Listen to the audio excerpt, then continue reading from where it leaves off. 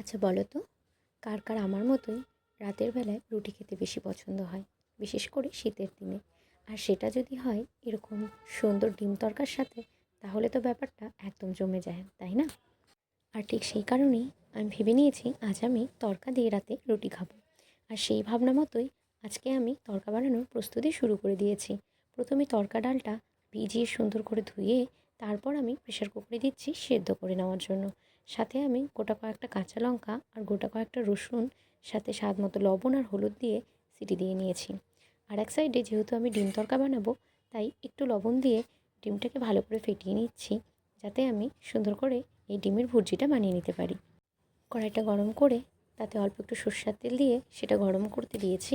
আর গরম হয়ে যাওয়ার পরেই আমি কিন্তু ডিমটা যেটা ফেটিয়ে রেখেছিলাম সেটা ঢেলে দিয়েছি।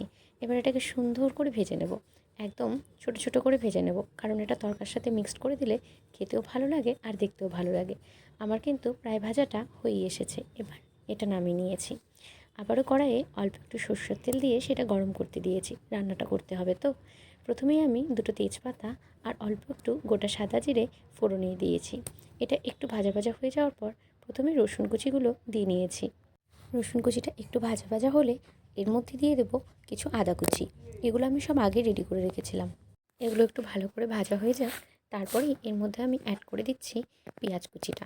অল্প একটু পেঁয়াজ কুচিটা ভাজা করে নেওয়ার পরে এর মধ্যে আমি অ্যাড করব কাঁচা লঙ্কা, যেটা আমি কুচি করে রেখেছি। একে একে করে ভেজে ভেজে রান্না করলে রান্নাটা খেতে কিন্তু ভীষণ টেস্টি হয়, আর সঙ্গে সব কিছু আলাদা আলাদা ফ্লেভারও ছাড়তে শুরু করে। এবার কিন্তু আমি লঙ্কা কুচিটা দিয়ে নিচ্ছি। লঙ্কা কুচিটা এর সঙ্গে ভালো করে মিক্স করে ভেজে নেব। আর এটাকে কিছুক্ষণের জন্য এভাবেই রেখে দেব, অল্প অল্প করে নাড়িয়ে আবার এটাকে হতে দেব তেল ছাড়া পর্যন্ত। এখন কিন্তু মোটামুটি এটা থেকে তেল ছাড়তে শুরু করেছে।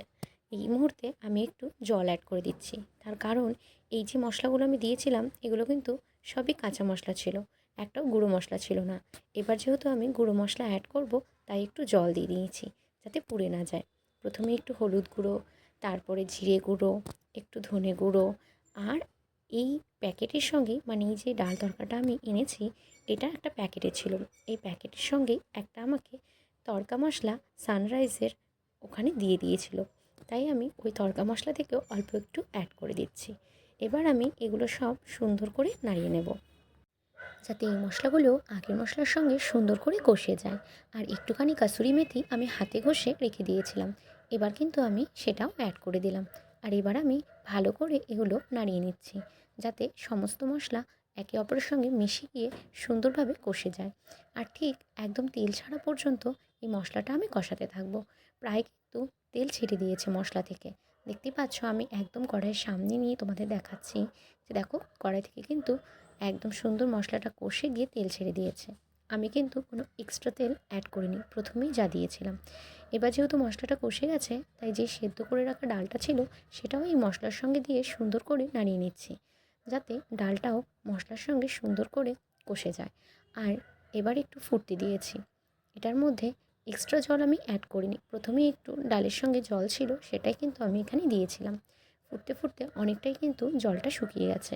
ঠিক এই পর্যায়ে দেখতে পাচ্ছ একটা মাখা মাখা ভাব হয়ে এসছে। আমি কিন্তু বেশি ঘনও নামাবো না, আর একদম পাতলাও নামাবো না। ঠিক এই পর্যায়ে আমি কিন্তু ভেজে রাখা ডিমগুলো দিয়ে দিচ্ছি। এই ডিমগুলো দিয়ে আমি সুন্দর করে তড়কার সঙ্গে মাখিয়ে নেব, যাতে ডিমগুলোর ভেতরেও সুন্দর করে মশলাটা যেতে পারে। ডিমের ভেতরে মশলাটা গেলে কিন্তু খেতে আরও ভালো লাগে। আর এই মুহূর্তে কিন্তু আমার তড়কাটা একদম রেডি হয়ে গেছে, একদম মাখো মাখো অবস্থায়। না বেশি ঝোল রেখেছি, না একদম শুকিয়ে নিয়েছি।